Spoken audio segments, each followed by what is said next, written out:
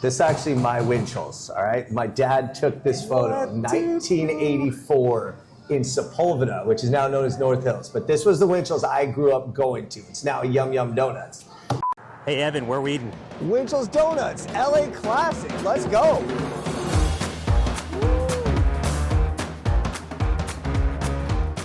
Maple bar was my go-to, and believe it or not, the classic sprinkles.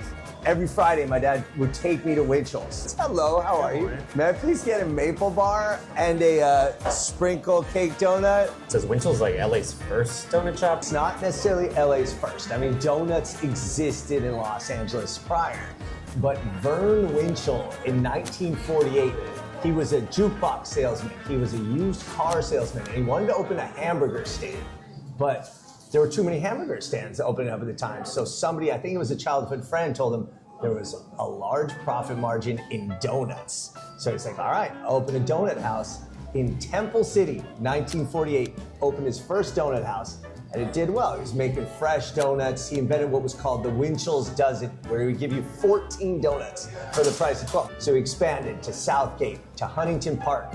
But it was when he opened his location in Redondo Beach that things changed, where he, opened it where people could see the bakers making the fresh donuts, which at the time was like revolutionary and people were intrigued. But maybe more importantly, adjacent to the donut window where people were looking in, he had what was called a coffee room.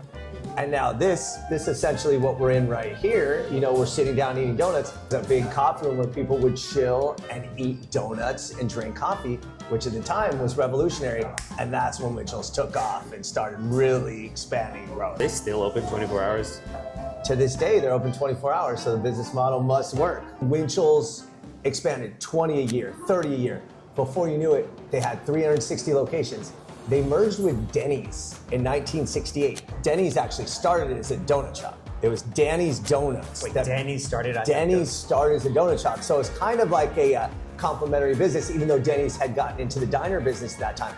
But Winchells was bigger than Denny's in 1968, and Verne Winchell actually became the CEO of the combined organization. So it's Winchells and Denny's, and Winchells was the biggest donut purveyor on the West Coast. They soon expanded to 1,000 locations in the 70s and the 80s.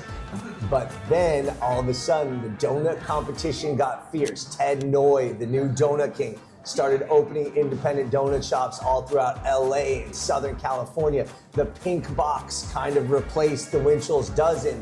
By 1990, they were sold to Pizza Hut. Pizza Hut bought Winchells because Pizza Hut is based in Kansas, and they wanted a foothold on the West Coast because Domino's was dominating the pizza business. So they bought all the Winchells with the idea that they were going to convert them all into Pizza Huts. Now, obviously that would have been a lot of Pizza Huts, so they started siphoning them off either independently to the franchisees who bought them or to Yum Yum Donuts. And Yum Yum Donuts bought the preponderance of what was left of Winchells. And now to this day, there are only 70-something Winchells left, down from a high of what was formerly 1,000. When I've gone to a Yum Yum Donuts, it does not taste yum. Look, Winchells has their proprietary recipe, and I can't speak on behalf of corporate Yum Yum Donuts, but I know that a Winchells donut is a special donut. Do you ever dunk a donut? Absolutely dunk a donut. What? When I was a chocolate milk fiend, the dunking was the way to go, bro. Dude, Dunkin' Donuts. That's how that business name started. People dunk their donuts. But you rarely see somebody dunking a donut. Absolutely dunk a donut.